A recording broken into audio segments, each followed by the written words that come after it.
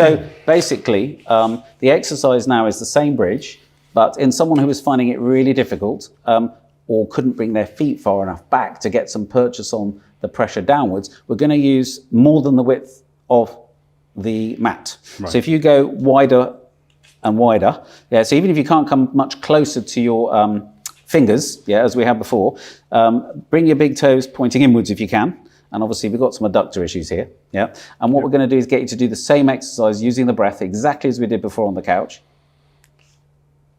Breathing out, yeah, bigger breath out if you can, yeah, audibly. Now, how does that feel to you, Jack, compared to the feet being closer? It feels easier. It feels easier, okay? So you can play with that width, a bit like sumo wrestling. You go wider and wider to get more stance, more purchase, more pressure. There'll be a limit to where there's a benefit and depends on how tight the adductors are.